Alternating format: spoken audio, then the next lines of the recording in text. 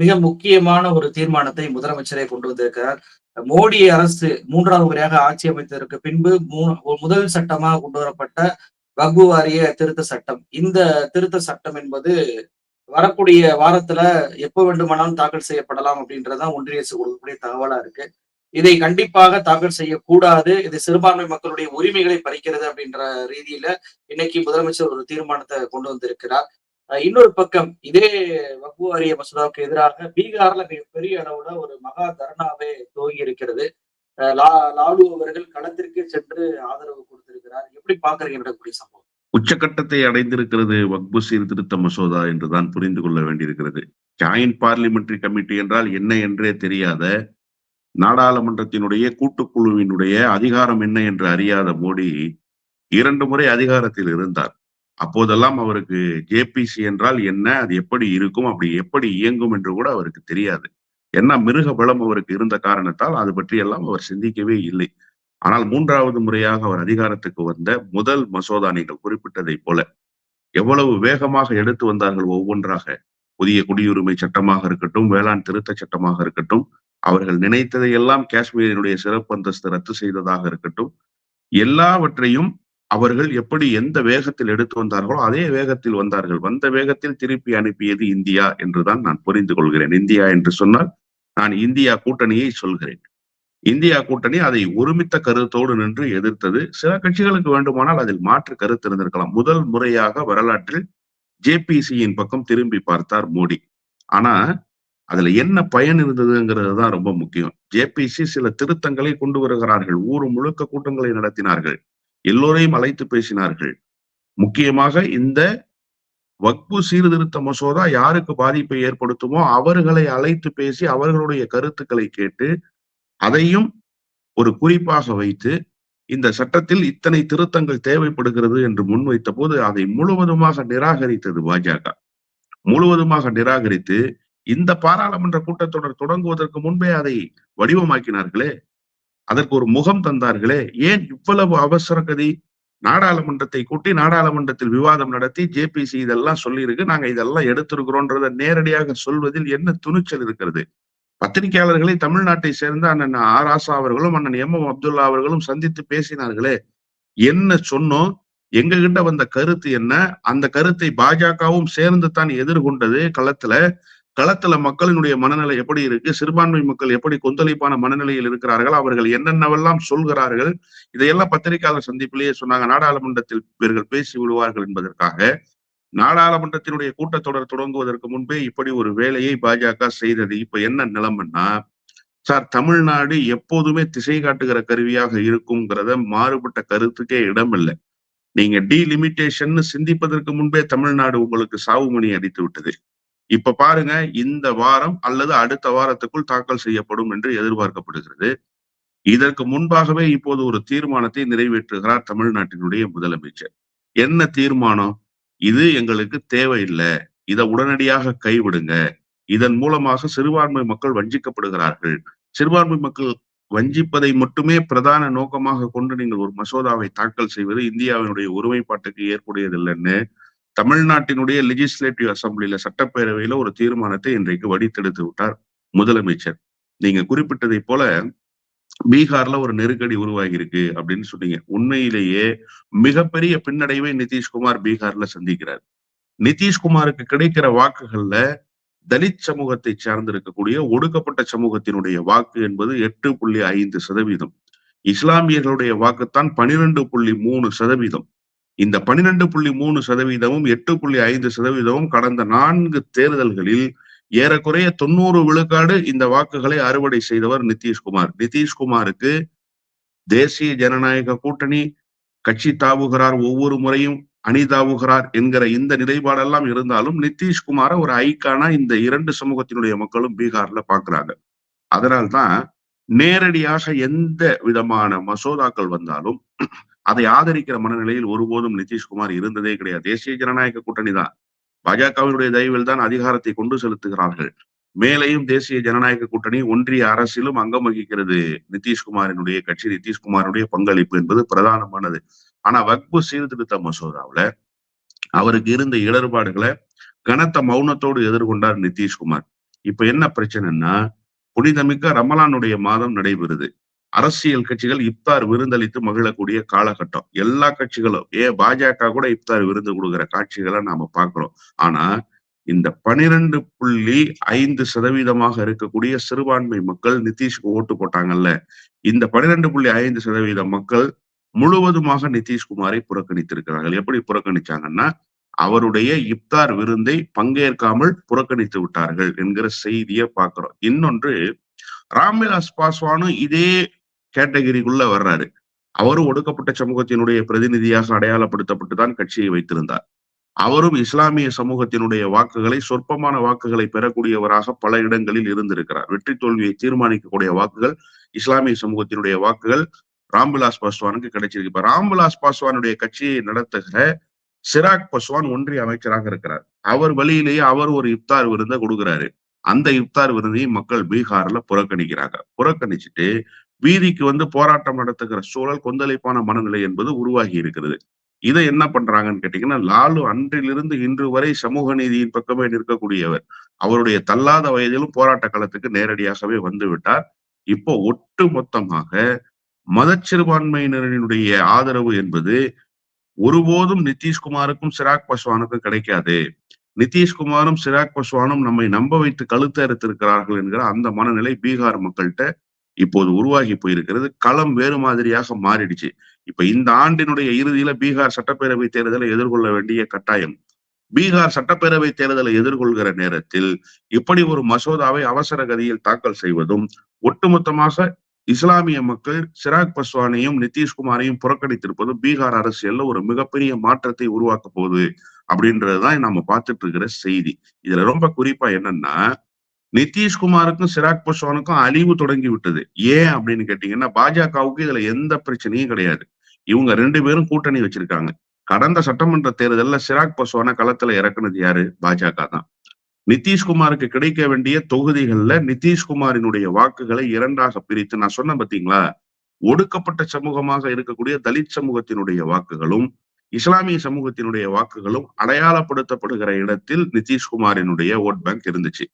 அதுல ஒரு பிளவை ஏற்படுத்தி ஒடுக்கப்பட்ட சமூகத்தினுடைய மக்களும் மதச்சிறுபான்மையினரும் சிராக் பஸ்வானுக்கு ஓட்டு போடுவாங்கிறதுனால சிராக் பஸ்வானை தனித்து களத்துல இறக்கி விட்டு 15,000 ஓட்டு 18,000 ஓட்டுன்னு அங்க அவருக்கு கிடைக்க வேண்டிய வாக்குகளை பிரித்ததன் மூலமாக பிரதிநிதித்துவம் குறைஞ்சு போச்சு நிதிஷ்குமாருக்கு. இல்லைன்னா நிதிஷ்குமார் இன்னும் கொஞ்சம் கூடுதலான இடங்களை பெற்றிருக்க கூடும்.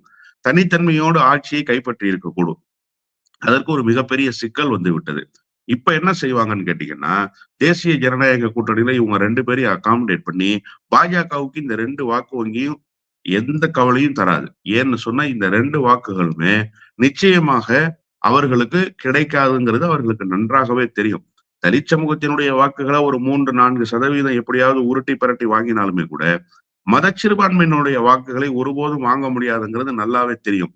இப்ப இதன் மூலமா பாதிக்கப்பட போறது யாருன்னா, சிராக் பஸ்வான், நிதிஷ்குமார். இந்த தேசிய ஜனநாயக கூட்டணியில பாஜக ஒரு 95 இடங்கள் 100 இடங்கள் பெற்றிருக்கிறாங்க அப்படின்னு சொன்னா, அந்த 100 இடங்கள்ல 90 இடங்கள் வெற்றி பெறுவதற்கான வாய்ப்புகளை தேடுவாங்க. அதுதான் ஒரு கேள்வி வருது. அதை எப்படி நிதிஷ்குமார் சகித்துக் கொள்வார்? ஏன்னா சென்ற முறையே வந்து பிஜேபி சிராக் பாஸ்வானை வச்சு இப்படி பிரச்சனை பண்றாங்கன்னு தெரிஞ்ச உடனே இந்தியா கூட்டணிக்கு அவர் மாறினார். மறுபடியும் இப்ப பிஜேபி கொண்டு வரக்கூடிய மசோதானாலதான் இன்னைக்கு பிரச்சனை. நீங்க சொல்வதை போல வரக்கூடிய இறுதி மாதங்கள்ல வந்து பீகார்ல சட்டமன்ற தேர்தல் வருது. அப்படி அந்த சட்டமன்ற தேர்தல் வரும்போது இஸ்லாமியர்களோட வாக்கும் சிறுபான்மையினரோட வாக்குகளும் வந்து மிக பிரதானமாக எதிரொலிக்கக்கூடியது நிதிஷ்குமாருடைய வாக்கு வங்கியே அதுதான். அப்படி ஏற்பட்ட சூழ்நிலையில இந்த மசோதாவை நிதிஷ்குமார் ஆதரித்து விட்டார். இப்ப மோடி அவர்கள் கொண்டு வரும்போது ஆதரித்து விட்டார் அப்படின்னா அது அவர்களுக்கு மிகப்பெரிய ஒரு பேக் ஃபயர் ஆயிராதா? அப்படி ஆவதை நிதிஷ்குமார் விரும்புவாரா? ஏன்னா மோடி அவர்கள் ஆட்சி கட்டில அமர்ந்துட்டாரு, பிரதமர் ஆயிட்டாரு. அடுத்து சிஎம்மா இல்லையா அப்படின்றது நிதிஷ்குமாருக்கு இனிமேதான் தெரியும். தன்னுடைய பதவியை கட்டிலும் மோடி பதவியை காப்பதற்கு அவர் நினைப்பாரா அப்படின்ற கேள்வி எழுது. இல்ல, இப்ப என்ன சிக்கல்னா, நிதிஷ்குமார் கடைசி நேரத்துலதான் முடிவுகளை மாற்ற முடியும். நிதிஷ்குமாரை பொறுத்தவரையில இந்தியா கூட்டணியில அவர் நல்லாதான் சார் இருந்தாரு. ஒரு லீடிங் சுச்சுவேஷன் தான் அவருடைய சுச்சுவேஷன். அவரோட ரோலு இந்த கூட்டணியை ஒருங்கிணைக்கிற மிகப்பெரிய ரோல் அவரோடது. நிதிஷ்குமாரும் தேஜஸ்வி யாதவும் சேர்ந்துதான் தமிழ்நாட்டினுடைய முதலமைச்சரை வந்து சந்திச்சாங்க. மம்தா பானர்ஜியை போய் சந்திச்சாங்க. அரவிந்த் கெஜ்ரிவாலை போய் சந்திச்சாங்க. இப்படி எல்லா மாநிலத்தினுடைய பிரதான கட்சிகளை ஒன்று திரட்டி பாஜகவுக்கு எதிராக அணி திரட்டுகிற வேலையை அவர் தான் செஞ்சார். அது என்ன காரணத்துக்காக கடைசி நேரத்துல கழட்டி விட்டுட்டு போனாருன்றது இப்ப வரைக்கும் இருக்கக்கூடிய மிகப்பெரிய சந்தேகமாகவே இருக்கு. இப்ப இந்த நேரத்துல கடைசி வரை இவரால் இப்போது பாஜக கூட்டணியிலிருந்து வெளியேற முடியாது. வெளியேறினா ஆட்சி அதிகாரத்தை இழக்க நேரிடும். ஒன்றிய அரசில் அங்கம் வகிக்க முடியாது. அப்ப கடைசி நேரத்துல காட்சிகள் என்ன செஞ்சிருவாங்கன்னு கேட்டீங்கன்னா, இதையெல்லாம் ஏற்கனவே நிதிஷ்குமார் உணர்ந்திருக்காரு. இப்ப நிதிஷ்குமார் கடைசி நேரத்துல பாஜக கூட்டணியிலிருந்து தேசிய ஜனநாயக கூட்டணியிலிருந்து வெளியேறி ஒரு மும்முனை போட்டியை ஏற்படுத்துவதற்கு முயற்சி செய்வார். இல்லைன்னு சொன்னா காங்கிரஸோடு சேர்ந்து கொண்டு தேஜஸ்வியோடு சேர்ந்து கைகோர்ப்பதற்கான வாய்ப்புகள் இருக்கிறது. ஆனா தேஜஸ்வி இவரை சேர்ப்பாரா? தேஜஸ்வி இவரை சேர்த்துக் கொள்வதற்கு தயாரா இருக்காரு. அவர் கடந்த காலத்துல கடுமையான காயங்கள் ஏற்பட்டிருக்கு அவருக்கு. காங்கிரஸ் கட்சிக்கு பிரச்சனை இல்லை. காங்கிரஸ் கட்சி எப்படியாவது ஒரு பக்கம் போய் எதையாவது ஒண்ணு தேர்தல் செய்யலாம்ங்கிற ஒரு மனநிலையில் இருப்பாங்க. ஆனா தேஜஸ்விக்கு அப்படி இல்லை. அவர் தந்தையாரினுடைய கொள்கையை அப்படியே அவர் பெற்றுக்கொண்டு இயங்கிக் கொண்டிருக்கிறார். அவர் சமூக நீதியின் பக்கம் இயங்கக்கூடிய தலைவராக வெளிப்படுகிறார். நாடாளுமன்ற தேர்தலிலேயே அவருக்கு ஏற்பட்ட பின்னடைவு, இந்தியா கூட்டணிக்கு ஏற்பட்ட பின்னடைவு என்பது மிக மோசமாக கருதப்பட வேண்டிய ஒரு சூழல் என்றுதான் அவர் இப்போது வரை அந்த மனநிலையிலிருந்து இன்னும் வெளியில் வராமல் வீரியமாக இயங்கிட வேண்டும். பீகார்ல நாம ஒரு பெரிய ரோலை பிளே பண்ணிடணும்ன்ற அந்த ஒரு வேகத்தோடு அவர் இயங்கி கொண்டிருக்கிறார். எனவே இவரை சேர்ப்பாரா என்றெல்லாம் தெரியாது. ஆனால் மொத்தத்தில் தேசிய ஜனநாயக கூட்டணியிலிருந்து கடைசி கட்டத்தில் நிதிஷ் வெளியேறுவதுதான் நிதிஷினுடைய கட்சிக்கு பாதுகாப்பு என்பதை நிதிஷ் நன்றாகவே உணர்ந்திருப்பார். கடைசி அப்படி நேர அவர் காட்சிகள் வெளியேறினா அது மோடி ஆட்சிக்கு பாதிப்பு வந்துராதா? அது ஒரு கேள்வி இருக்குல்ல. நிச்சயமாக பாதிப்பு வரும். நிச்சயமாக பாதிப்பு வரும். அதுல என்ன பிரச்சனைன்னு கேட்டீங்கன்னா, இப்ப 2 கால்கள் ஒன்று சந்திரபாபு நாயுடுவினுடையது, இன்னொன்று நிதிஷ்குமாரினுடையது. இதுல ஒன்று ஆட்டம் கண்டு விட்டாலே நிச்சயமாக ஒரு பெரிய விதமான மாற்றங்கள் ஒன்றிய அரசியல்ல ஏற்படும். ஆனா இத நிதிஷ்குமார் நல்லா பயன்படுத்த முடியும். ஏன் அமைதியாக இருக்கார்? அவருக்கு என்ன பிரச்சனை இருக்குன்னு தெரியல. இங்க எடப்பாடி பழனிசாமியினுடைய சம்பந்திய என்போர்ஸ்மென்ட் டைரக்டரேட் வளைச்சிட்டது மாதிரி அங்க ஏதாவது ஒரு சூழல் உருவாகி இருக்கா அப்படிங்கிறதும் தெரியாது. திரைமறைவில் என்ன நடந்துகிட்டு இருக்குங்கிறதும் தெரியாது. இப்பவே இந்த மதச்சிறுபான்மையினருடைய வாக்குகள் கிடைக்காதுங்கிறத முடிவு செஞ்சுட்டார் நிதிஷ். அப்ப நிதிஷ் என்ன செய்யணும்? இதை காரணம் காட்டி மிரட்டலாம்ல ஒன்றிய அரசுல. சார் உங்களுக்கு இன்னும் 5 மாத காலம் தான் சார் ஆட்சி அதிகாரம் இருக்கு. 5 மாதத்துக்குள்ள நீங்க நிறைவு பெற்றுறீங்க. ஆனா அவங்களுக்கு அப்படி அல்ல. இன்னும் முழுமையான ஆட்சி அதிகாரத்தை 4 ஆண்டு காலம் கொண்டு செல்ல வேண்டிய கட்டாயம் இருக்கு. அந்த 4 ஆண்டு காலமும் கொண்டு செல்வதற்கு உங்களுடைய தயவு அவர்களுக்கு தேவைப்படுது. அப்ப நீங்க இந்த நேரத்துல த்ரெட்டன் ஃபோர்ஸா மாற முடியும். நீங்க இந்த நேரத்துல அவர்களை மிரட்ட முடியும். எங்களுக்கு மாநில அரசியல்ல பெரிய சிக்கல் இருக்கு. சிறுபான்மையினர் வாக்குகளை நம்பிதான் நாங்க அரசியல் செய்யறோம். சிறுபான்மையினர் வாக்குகள் எங்களுக்கு முழுமையாக கிடைக்க பெறலைன்னு சொன்னா நாங்க மிகப்பெரிய பின்னடைவை சந்திக்க வேண்டியது. சார் அதிமுக நிலைமை தான் சார் நிதிஷ்குமாருக்கும். அதிமுகவை மக்கள் எப்படி சிறுபான்மை மக்கள் நம்பலையோ, அதிமுக எவ்வளவு வேஷம் போட்டாலும் எடப்பாடி பழனிசாமியை ஏற்கலையோ, அதே மாதிரிதான் இப்ப நிதிஷ்குமாரை ஏற்க மாட்டாங்க. ஆனா நிதிஷ்குமார் அதிரடியாக முடிவுகளை எடுத்தாலே தவிர அவருடைய அரசியலை அவர் தக்க வைத்துக் கொள்ள முடியாது. மிகப்பெரிய பின்னடைவை சந்திப்பார் என்பதுதான் யதார்த்தமான உண்மை. நீங்க சொல்வதை வச்சு பார்க்கும்போது நோன்பு காலத்துல, அதுவும் முஸ்லிம்கள் ரம்ஜானை நோக்கி இருக்கக்கூடிய காலத்துல வக்ஃப் மசோதா என்று கொண்டு வருவதே ஒரு சாடிஸ்ட் மனநிலை உள்ளவங்களாலதான் அதை கொண்டு வர முடியும் அப்படின்றத புரிஞ்சுக்கிற முடியுது. சரி, இன்னொரு ஒரு விஷயமே இப்ப தமிழ்நாட்டு அரசியல் நடந்துகிட்டு இருக்கு. என்ன அப்படின்னா, முதன்முறையாக யோகி ஆதித்யநாத் தமிழ்நாடு முதலமைச்சரான திரு ஸ்டாலின் அவர்களை சென்றிருக்கிறார். உங்களுடைய ஓட் பேங்க் பாலிடிக்ஸ் போகுது அப்படின்றதுக்காக மொழியை வச்சு நாட்டை துண்டாடுறீங்க. நீங்க மொழியை வச்சு ஒற்றுமை தான் படுத்தணுமே, துண்டாடக்கூடாது. நாங்கெல்லாம் உத்தரப்பிரதேசத்துல தமிழ்ல சொல்லிக் கொடுத்துட்டு இருக்கோம், தெலுங்கு சொல்லிக் கொடுத்துட்டு இருக்கோம், மலையாளம் சொல்லிக் கொடுத்துட்டு இருக்கோம். நீங்க ஏன் ஹிந்தியை சொல்லித் தர மாட்டீங்க? நீங்க ஏன் ஹிந்தி இவ்வளவு தூரத்துக்கு எதிர்க்கிறீங்க அப்படின்னு சொல்லிட்டு முதலமைச்சரை கேள்வி கேட்டிருக்கிறாரு. முதலமைச்சருமே என்ன சொல்லியிருக்காருன்னா, நீ எல்லாம் எனக்கு வெறுப்பு அரசியலை பத்தி சொல்றியா அப்படின்னு சொல்லிட்டு இதெல்லாம் ஒரு பிக்கெஸ்ட் காமெடி அப்படின்ற ஒரு பதிவையும் போட்டிருக்கிறாரு. எப்படி பாக்குறீங்க? அதாவது யோகி ஆதித்யநாத் எங்கே இருக்கிறார் என்றே இதுவரை தெரியவில்லை. யோகி ஆதித்யநாத்தினுடைய அரசியல் முடிவுக்கு வந்து விட்டது என்றுதான் பாரதிய ஜனதா கட்சியினரை கருதி கொண்டிருந்தார்கள். நானும் இருக்கிறேன் அரசியலில் என்று அடையாளப்படுத்திக் கொள்வதற்காக தமிழ்நாட்டினுடைய முதலமைச்சரையும் தமிழ்நாட்டையும் சீண்டி பார்க்கிற வேலையை யோகி ஆதித்யநாத் செய்து கொண்டிருக்கிறார். யோகி ஆதித்யநாத் நினைத்துக் கொண்டார், தமிழ்நாடு என்பது அவரோடு கடந்த காலத்தில் ஒரு குரங்கு ஒன்று கையிலேயே இருந்தது. அந்த குரங்கு போல இருக்கும் என்று அவர் நினைத்துக் கொண்டார் என்று நினைக்கிறேன். இது புலி. இது அப்படியெல்லாம் அல்ல. நீங்கள் தொடக்கூடாததை தொட்டு விட்டீர்கள். முதல்ல நீங்க கல்வி கட்டமைப்பு குறித்து பாடம் எடுக்கிறதுக்கு உங்களுக்கு ஏதாவது யோகிதை இருக்கிறதா? உங்களுக்கு ஏதாவது முகாந்திரம் இருக்கிறதா? நீங்க எதையாவது செய்து காட்டிட்டு இங்க நீங்க பேசணும். சர்வ சிக்ஷ அபியான்னு ஒரு திட்டத்தை ஒன்றிய அரசு கொண்டு வந்தாங்க. அனைவருக்கும் கல்வி என்பது. அத இம்ப்ளிமெண்ட் பண்ண வேகம் இருக்குல்ல, 3 ஆண்டு காலம் முதல் கட்டமாக அவங்க ஆய்வுக்கு எடுத்துக்கிட்டாங்க. அந்த ஆய்வுக்கு எடுத்துக்கொண்ட 3 ஆண்டு காலத்திலேயே அனைவருக்குமான கல்வி ஏற்கனவே தமிழ்நாட்டுல 99 விழுக்காடு போய் சேர்ந்திருக்கு. மலைவாழ் கிராமங்கள் வரைக்கும் போய் சேர்ந்திருக்குங்கிறது சர்வ சிக்ஷா அபியான் ஆய்வுக்கு எடுத்துக்கொண்டதனுடைய முடிவு. உத்தரப்பிரதேசத்திலயும் அதே மாதிரி ஒரு ஆய்வை மேற்கொண்டாங்க இந்த திட்டத்தை கொண்டு வருவதற்காக. உத்தரப்பிரதேசத்தினுடைய முடிவு என்ன தெரியுமா? 2.67 விழுக்காடு, அதுவும் நகர்ப்புறங்கள்ல மட்டும்தான் அனைவருக்குமான கல்வி போய் சேர்ந்திருக்கு. நகரங்கள்னா எப்படின்னா லக்னோ மாதிரியான பெருநகரங்கள்ல போய் சேர்ந்திருக்கு. அதுவும் 3% குறைவாக போய் சேர்ந்திருக்கு. இதுதான் உங்க கல்வி கட்டமைப்பினுடைய லட்சணம். ஒண்ணு. நாங்க மலையாளம் கத்துக் கொடுக்குறோம் தெரியுமா? நாங்க என்னென்ன மொழி கத்துக் கொடுக்குறோம் தெரியுமா? அப்படின்லாம் சொல்றாருல்ல. உண்மையிலேயே யதார்த்தமான உண்மை என்ன தெரியுமா? அங்க இருக்கிற கேந்திர வித்யாலயா பள்ளிகள்ல உருது மொழியே சொல்லிக் கொடுக்கறது இல்ல. அங்க இருக்குல்ல பள்ளிகள், அதுல உருது மொழியே சொல்லிக் கொடுக்கறது இல்ல. உத்தரப்பிரதேசத்துல பெரும்பான்மை மக்கள் உருது பேசுகிற மக்களாக இருக்கிறார்கள். இந்தி மட்டும் அல்ல அங்கே மொழி. உருது பேசுகிற மக்களுக்கும் அதுதான் தாய்மொழி. அது அபிஷியல் லாங்குவேஜாக முலாயம் சிங் ஆட்சி காலத்துல இருந்தது. இப்பவும் அபிஷியல் லாங்குவேஜா தொடருது. ஆனா அது அபிஷியல் லாங்குவேஜ் இல்லைங்கிற அளவுக்கு இவங்க அந்த பிரச்சனையை எடுத்துட்டு போறாங்க. அப்போ உருதுவும் ஹிந்தியும் சேர்ந்துதான் அங்க கோல் வச்சிருக்காங்க. ஏன்னா பெரும்பான்மையாக இருக்கக்கூடிய இஸ்லாமிய மக்கள் உருது பேசுகிற மக்களாக இருக்கிறாங்க உத்தரப்பிரதேசத்துல. ஆனா உத்தரப்பிரதேசத்துல உருது மொழியே அங்க கற்றுக் கொடுக்கப்படுறது இல்ல. அங்க இருக்கிற கேந்திர வித்யாலயா பள்ளிகள்ல உருது மொழியே கிடையாது. சரி, இது ஒன்றிய அரசினுடைய பாகம். இப்ப மாநில அரசினுடைய பாகம் என்னப்பா அப்படிங்கிற ஒரு கேள்வி இருக்குல்ல. மாநில அரசுக்கு சொந்தமான 1839 பள்ளிகள், அதாவது 2000 பள்ளிகள்னு அப்ராக்சிமேட்டா வச்சுக்கோங்களேன். ஏன் 1839 பள்ளிகளுக்குள்ள நீங்க போறீங்க? 2000 பள்ளின்னு வச்சுக்கோ. 2000 பள்ளிகள்ல எத்தனை பள்ளிகள்ல இந்தி அல்லாத பாடம் கத்துக் கொடுக்குறாங்க, ஆங்கிலம் கத்துக் கொடுக்குறாங்கன்னு பார்த்தா 1300 பள்ளிகள்ல ஆங்கிலம் கற்றுக் கொடுப்பதற்கே ஆசிரியர்கள் கிடையாது. இதுதான் மாநில அரசு உருவாக்கி இருக்கிற கட்டமைப்பினுடைய பின்னணி. இப்ப நீங்க சொல்லுங்க, மலையாளத்தை எந்த பள்ளியில கத்துக் கொடுத்துருக்கீங்க? உண்மையும் நேர்மையுமா பேசணும் ஒரு முதலமைச்சர். நீங்க பதவி பிரமாணம் எடுத்துக்கிற போதே இதையெல்லாம் சொல்லித்தான் பதவி பிரமாணம் எடுத்துட்டு வந்தீங்க.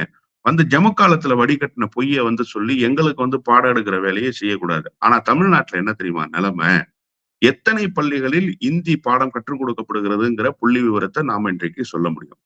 எத்தனை பள்ளிகளில் ஓரியண்டல் பள்ளிகளில் சமஸ்கிருத வகுப்புகள் எடுக்கப்படுகிறதுங்கிற பாடத்தை இன்னைக்கு நாம சொல்ல முடியும். இன்னைக்கே சொல்ல முடியும். உருது பேசுகிற மக்களுக்காக உருது பள்ளிகள் எத்தனை தமிழ்நாடு அரசு சார்பில் நடத்தப்படுது, உருது மொழி கற்றுக் கொடுக்கப்படுகிறதுங்கிறத நாம இன்றைக்கு தமிழ்நாடு அரசு சார்பில் சொல்ல முடியும். இன்னும் ஏன் சார், ஓசூர் போன்ற, கிருஷ்ணகிரி போன்ற அந்த எல்லையோர பகுதிகளில் கன்னட மொழியும் கற்றுக் கொடுக்கிற பாடத்திட்டங்களை வைத்திருக்கக்கூடிய கல்வி வளாகங்களும் அரசு சார்பில் நடத்தப்படுகின்றன. அரசு உதவி பெறும் பள்ளிகளாக நடத்தப்படுகின்றன. இதுவும் யதார்த்தமான உண்மை. கோயம்புத்தூரில் இருக்கக்கூடிய சில பகுதிகளிலையும், தேனி மாவட்டத்தினுடைய எல்லையாக இருக்கக்கூடிய பகுதிகளிலையும் மலையாள மொழியை கற்றுக் கொடுக்கக்கூடிய பாடத்திட்டங்களின் மூலமாக கற்றுக் கொடுக்கக்கூடிய மலையாள வகுப்பை எடுக்கக்கூடிய பள்ளிகளும் இன்றைக்கும் தமிழ்நாடு அரசு சார்பில் இயங்கிக் கொண்டிருக்கின்றன. இந்த மாதிரி எதையாவது ஒண்ண நீங்க எடுத்துட்டு வாங்க. புள்ளி விவர கணக்குகளோடு எடுத்துட்டு வாங்க. புள்ளி விவர கணக்குகளோடு எடுத்து நீங்க எங்களுக்கு தமிழ்நாட்டுக்கு பாடணுங்க, நாங்க கேட்டுக்கிறோம். நாங்க இல்லைன்னே சொல்லல. ஆனா எங்களுடைய கால் தூசுக்கு கூட பெற முடியாத ஒரு கட்டமைப்பை நீங்கள் வைத்துக்கொண்டு நீங்கள் தமிழ்நாட்டுக்கு பாடம் எடுக்கிறதுங்கிறது இருக்குல்ல, இதை விட ஒரு கேவலம் இருக்க முடியுமா? இந்த பக்கம் யோகி ஆதித்யநாத் தலை காட்டினா நிலைமை வேற மாதிரியா மாறிடும். இந்த பக்கமே வரக்கூடாது யோகி ஆதித்யநாத். உனக்கு என்ன வேலைன்னா, உத்தரப்பிரதேசத்துக்குள்ளேயே இருந்துட்டு அந்த காவி உடைய அணிஞ்சுக்கிட்டு அங்க இருக்கிற வேலையே நீ செய்துகிட்டு இருக்கணும். நீ தமிழ்நாட்டுக்கு வகுப்பெடுக்க வந்தா தமிழ்நாடு எதை செய்யும் என்பதை தமிழ்நாடு செய்து காட்டிவிடும். அப்புறம் விளைவுகள் விபரீதமாக போயிடும். நாங்க ஒன்னும் அராஜகம் பண்ற ஆட்கள் இல்ல. நாங்க ஒன்னும் அரசியலில் வேறு மாதிரியாக அண்டர் கிரவுண்ட் ஆபரேஷன் செய்திருக்கிற ஆட்கள் அல்ல. மோடிட்ட போய் கேளுங்க. மோடி சவத்துக்குள்ள தொலைய போட்டுக்கிட்டு உள்ளார ஓடினாரு 2 இடத்துக்கு, மக்களையே சந்திக்காம. அந்த மாதிரியான மோசமான நிலைமையை பிரதமருக்கே ஏற்படுத்திய மாநிலம் இந்த மாநிலம். நீங்க ஆஃப்டர் ஆல் ஒரு மாநிலத்தினுடைய முதலமைச்சர். இந்த மாநிலத்துக்குள்ள வந்தெல்லாம் நீங்க வகுப்பெடுக்க வேண்டிய அவசியம் இல்ல. நீங்க வகுப்பெடுக்கிற இடத்துல தமிழ்நாடு இல்ல சார். முதல்ல அதை நீங்க தெரிஞ்சுக்கங்க. உங்க மாநிலத்தை முன்னேற்றிட்டு உங்க மாநிலத்துக்கான பணிகளை நீங்க செய்து முடிச்சுட்டு அதுக்கப்புறமா நீங்க எங்க மாநிலத்துக்கு வகுப்பெடுக்கலாம். மோடி அரசு ஆட்சி அமைச்சதுக்கு அப்புறம் கொண்டு வரப்பட்ட முதல் மசோதாவான வக்பு வாரிய மசோதா இன்றும் நிறைவேற்ற முடியாமல் தவிப்பதை பார்க்க முடியுது. நீங்க சொல்வதைப் போல பீகார்ல சட்டமன்ற தேர்தல் நடக்க இருக்கிறதுனால, சிறுபான்மை மக்களுடைய வாக்குகளை சிராக் பாஸ்வானும் சரி, நிதிஷ்குமாரும் சரி இழக்க விரும்ப மாட்டாங்க. அது இந்த மசோதா நான் அடுத்த வாரம் தாக்கல் ஆகுமா? இதற்காகவே பின்வாங்கப்படுமா? அல்லது தாக்கல் ஆன பின்பு மோடியுடைய காலை நிதிஷ்குமார் வாருவாரா? உள்ளிட்ட பல்வேறு விஷயங்களை நம்ம நேயர்களுக்கு விளங்கும்படி எடுத்துக் கூறுனீங்க. நிகழ்ச்சியை கண்டதற்கு ரொம்ப நன்றி சார். நன்றி.